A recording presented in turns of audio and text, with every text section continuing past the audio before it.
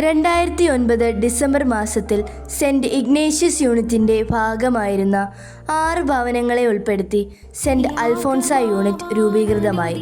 സഹനത്തിൻ്റെ തീച്ചൂളയിൽ എരിഞ്ഞു തീരുമ്പോഴും നാഥനെ നോക്കി കൈകൂപ്പി നിൽക്കുന്ന ഒരു മെഴുകുതിരി നാളമായിരുന്ന വിശുദ്ധ അൽഫോൺസാമയാണ് യൂണിറ്റിൻ്റെ മധ്യസ്ഥ. വിശുദ്ധ അൽഫോൺസാമയുടെ ജീവിതം നമ്മെ പഠിപ്പിക്കുന്നത് യഥാർത്ഥ മഹത്വം ശക്തിയിലല്ല, വിനയത്തിലും സ്നേഹത്തിലുമാണെന്നാണ്.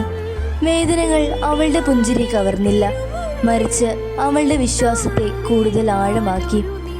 ആരെയും കുറ്റപ്പെടുത്താതെ എല്ലാവരെയും സ്നേഹിച്ചും ക്ഷമിച്ചും ജീവിച്ച അവൾ ക്രിസ്തുവിൻ്റെ സ്നേഹത്തിൻ്റെ ജീവനുള്ള പ്രതിബിംബമായിരുന്നു.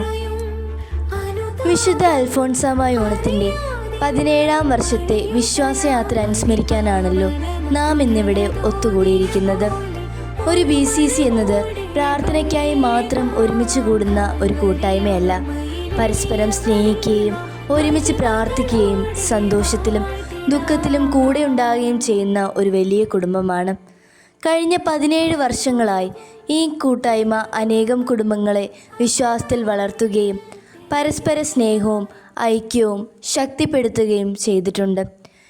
ഇടവകയിലെ മതബോധനം, little way, KCYM, KLCA, KLCWA, Vincent de Paul society, legion of Mary, choir, charismatic prayer group, ദേവാലയ നിർമ്മാണ പ്രവർത്തനങ്ങൾ എന്നിവയിൽ യൂണിറ്റ് അംഗങ്ങൾ സജീവ സാന്നിധ്യമാണ്.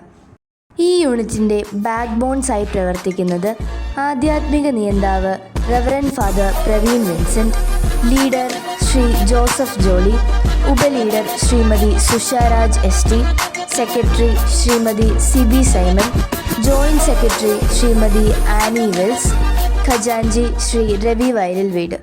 അപ്പോൾ ഇന്നത്തേക്ക് ഇത്രയേ ഉള്ളൂ. Happy saint Alphonsa feast day.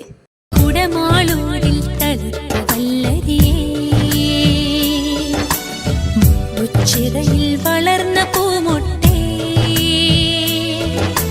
ക്ലാരമഠത്തിൽ വിരിഞ്ഞ നറുമലരേ, ഭൂമുഖമാകെ നിറഞ്ഞ സുഗന്ധം